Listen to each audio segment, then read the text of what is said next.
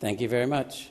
Minister, the existing wording of Section 19, Clause 1 already allows the TGA to approve the use of a drug that is not registered or approved in Australia in the event of a shortage. That power has been used for 135 current approvals and for 600 expired and lapsed approvals, for a total of 735 approvals of new drugs or versions of drugs in 2 years. 2 years, 735 approvals. Why do you need new powers when the existing wording is clearly no barrier to approval?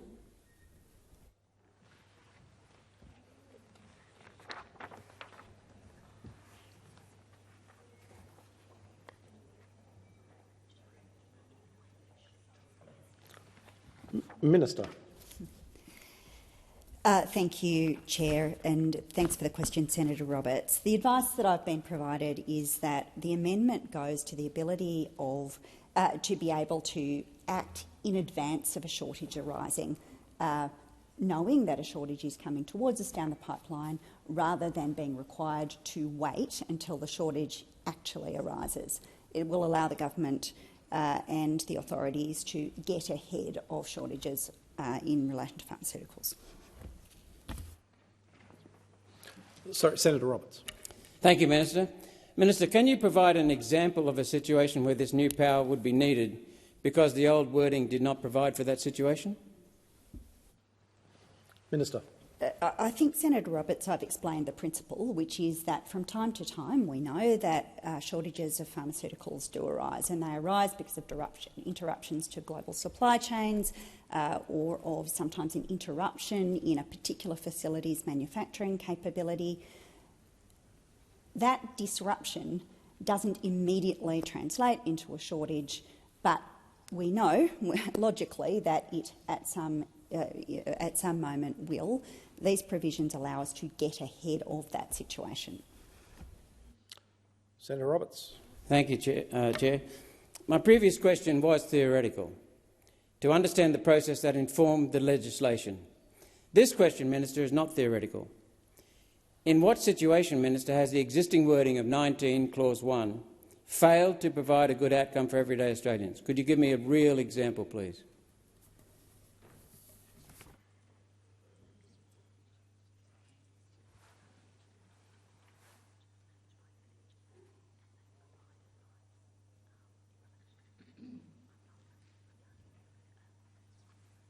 Minister. Senator, there are multiple shortages that are managed by the TGA, and we want to be in the best possible position in the future to be able to manage them as they arise. Senator Roberts. Just one example, please, Minister. Not a theoretical one, not a hypothetical. Just one concrete example of where this has been needed in the past and was not available. Minister. Senator, it's not my intention to trawl over previous decisions and circumstances, but it is the case that from time to time we can see in advance the potential for a shortfall. We want to give the TGA the best possible opportunity to be able to intervene and make sure that the medicines that Australians need are available. Senator Roberts. So that seems to be confirmation, Minister, that it has not happened in the past. There's no need for it. Minister. That doesn't follow from the advice I've provided to you, Senator Roberts. There are shortfalls from time to time in medications that are important for Australians. The TGA presently acts to manage those and works very actively. We want to make sure that in future they have all of the tools available to them to be able to do that, and we consider this to be an important amendment that will assist the TGA in that task. Senator Roberts. You say so, Minister, thank you. You say that there are examples, but you won't give me any. So let's move on. Under this new low bar for approval, a pharmaceutical company would be tempted to avoid applying for a regular approval, which is expensive and time-consuming, when they could just have their drug waved through under a spurious scarcity rumour. Not fact, pending rumour, pending scarcity. Minister, what safeguards are in this legislation to ensure that Big Pharma does not create a false scarcity story to avoid making a normal authorisation application?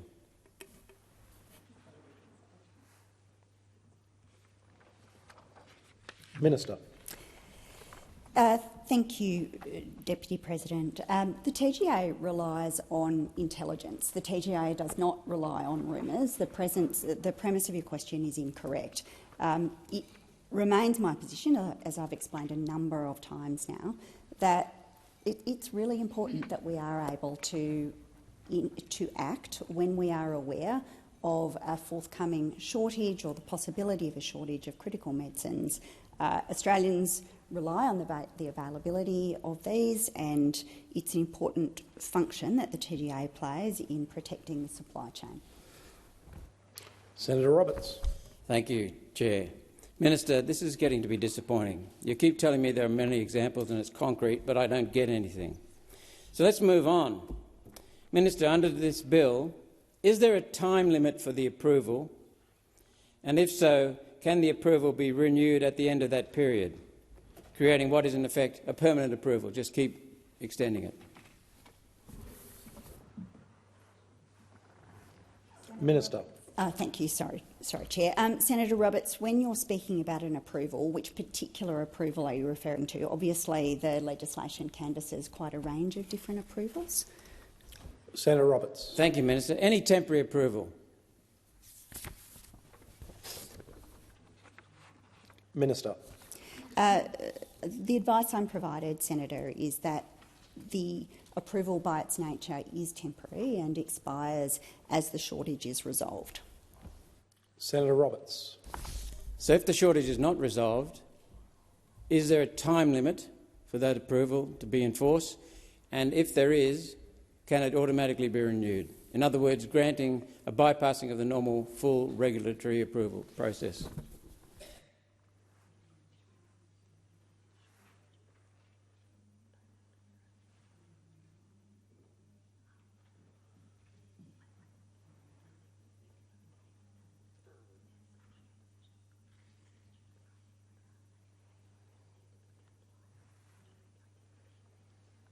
Minister.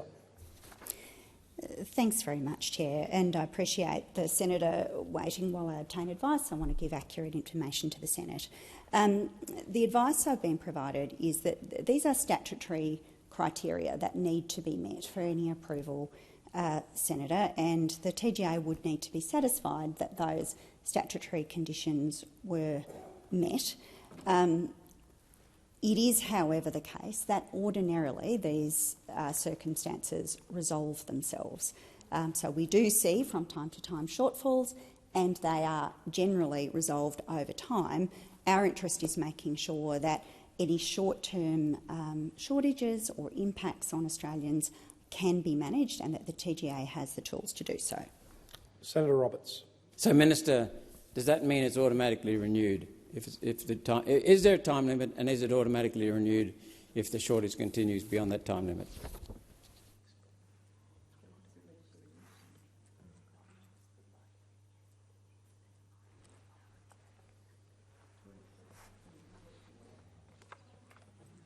Minister. The advice that I have, Senator, is that it would be the approval would be provided with a time limit, and that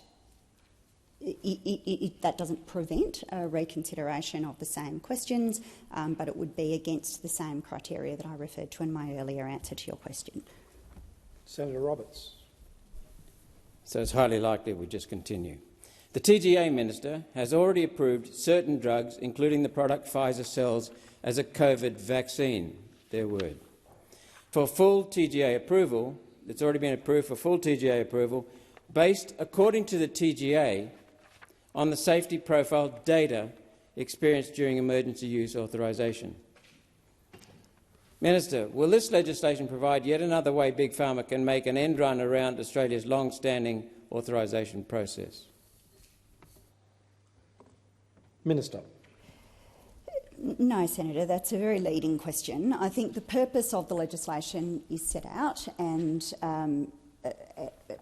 in the explanatory memorandum and in other documentation around the bill, there's been a Senate inquiry into the bill.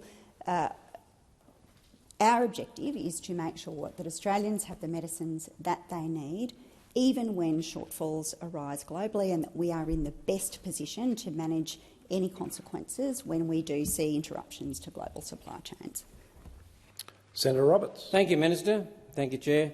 Minister, of the 735 drugs granted authorisation under the existing legislation, how many are now subject to an application for full approval or have been approved based, according to the TGA, on the adverse events profile of the drug during approval under 19 Clause 1, in the same way Pfizer's Community was?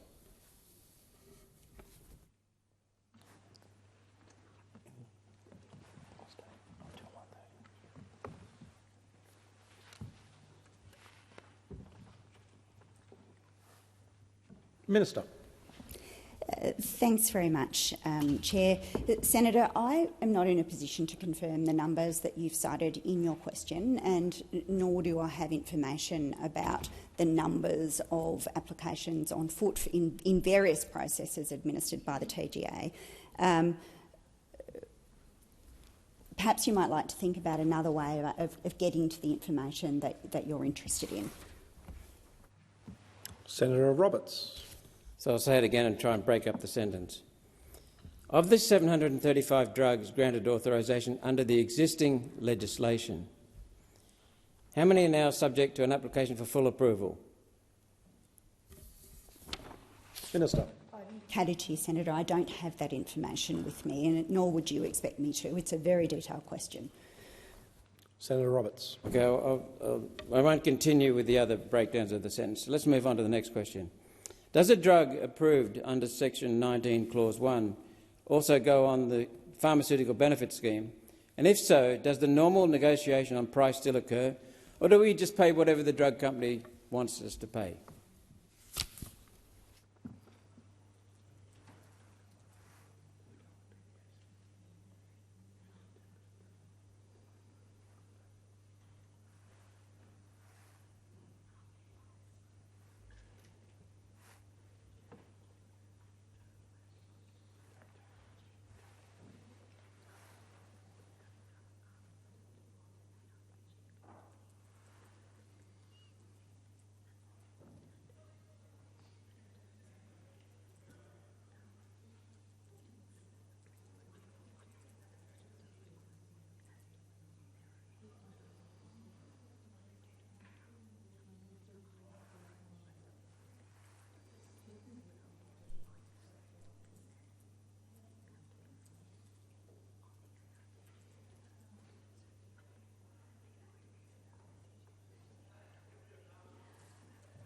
Minister. Thanks very much, and thank you for waiting. Senator Roberts, I was seeking advice again so that I can provide you with accurate information. The advice I have is that the standard process is for a medicine or product to be listed with the ARTG first before being considered by the PBS. Senator Roberts. Thank you, Minister. The TGA have been enjoying unrivalled, unquestioned power since the start of COVID, unaccountable power since the start of COVID. Minister, why is the government extending the powers of the TGA again with a bill that provides zero parliamentary oversight on the new powers? Minister. Well, I don't agree with many of the propositions that are embedded in your question, Senator Roberts. I think I've been really clear about the purpose of the bill, or at least the elements which you're asking me about now. This is a bill that seeks to give your very first question was, why do we need these additional provisions and abilities for the TGA? And the answer is because from time to time we see shortages arise where interventions are required to protect the interests and the health interests, in particular of Australian consumers. We want to make sure that the TGA has the capacity to manage these kinds of shortfalls. Senator Roberts. Thank you, Minister. I appreciate what you just said. I don't agree with it at all, because the TGA has run roughshod over the people of Australia when it comes to health. They are not held accountable. We need to return, in my opinion, Chair, to the days when the Department of Health approves or does not approve a drug, and then it can be held accountable to the Parliament. That's not the case with the TGA. It's completely bypasses the parliament. So I foreshadow my amendment to introduce a provision to the existing legislation that any approval issued under this legislation must be by way of legislative instrument to allow the parliamentary scrutiny. We represent the people, not the TGA. TGA has so many close contacts and close conflicts of interest with the Big Pharma. Gets 96% of its revenue from Big Pharma. Minister, why is there so little parliamentary oversight of our health bureaucracy? Senator Roberts, did you wish to move that amendment at this point? One more question, then I'll move the amendment. Minister. Thanks, Chair. Senator Roberts, I think you and I have a different view about the level of oversight. The TGA is part of the Department of Health. The Department of Health appears regularly at Senate estimates. There are also a range of forums in which the parliament may ask questions about these issues, including, of course, in this place, in our own question time. Our government is committed to scrutiny. And I simply disagree with the proposition that you have made in your question just now. Senator Roberts. You're welcome to disagree, Minister. I'm sure that you welcome my disagreement. We saw the previous head of the TGA, Professor John Skerritt, retire from the TGA and 8 months later get a job on the board of Medicines Australia, the big pharma medical lobby in this country. We also see that the TGA gets 96% of its revenue from Big Pharma. That is a reason why we need to take the approval of drugs away from the TGA. Big Pharma is not trusted. And by association, and during the COVID mismanagement, we don't trust the TGA anymore. So, Chair, I move my amendment as circulated.